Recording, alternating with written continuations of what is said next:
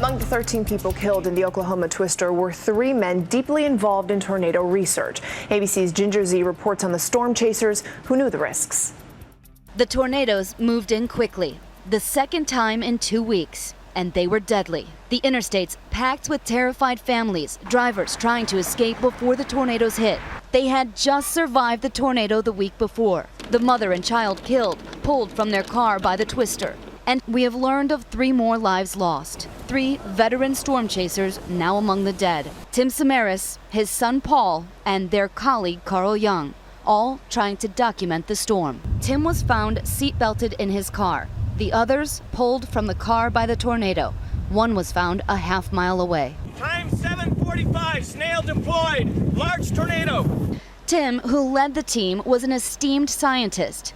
In the storm chasing community, he was known not only as one of the best, but as one of the most cautious. He would show genuine concern of our safety going in, and we lost someone that probably has already saved countless lives with his research. He chased because he wanted to learn, to improve warning systems and help meteorologists better forecast tornadoes in the future.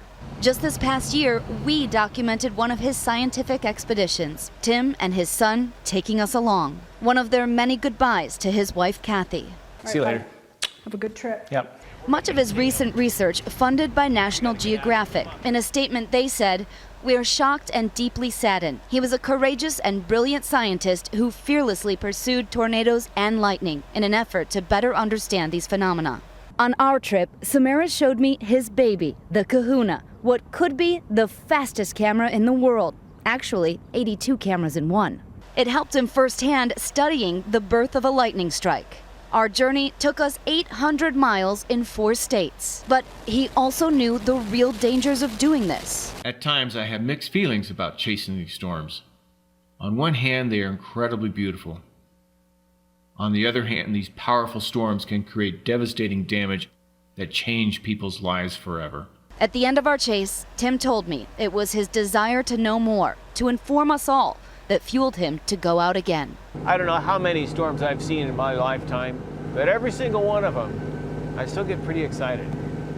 The little boy in me just wants to come out here and just watch and stare. I know that he will be remembered as a great man, a wonderful husband, a scientist, and father. We hope that his research will live on forever and others will pick it up and we can keep learning more. Ginger Z, ABC News, El Reno, Oklahoma. It's such a sad story, such a loss. And there's a picture on Twitter and Facebook that's getting a lot of play. We want to show it to you.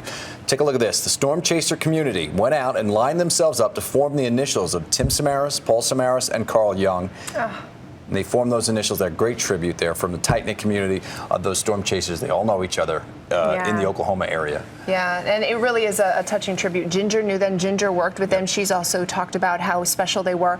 And Tim's brother, Jim, also gave a statement, and he essentially said that they all unfortunately passed away doing what they loved, chasing tornadoes. And now he says he looks at that as the big tornado in the sky when he thinks about his brother, his nephew, and the colleague that they worked so tightly with trying to do this research. He was a real pro. This wasn't some guy who was just half-cocked running out after tornadoes. He was a real authority on it. They were meteorologists, they were scientists, he was an engineer. They knew what they were doing, they really did. It's just that when you think about the dangers that they put themselves in, they were passionate about it. They wanted to bring the research back home so that we could learn about these tornadoes. No doubt.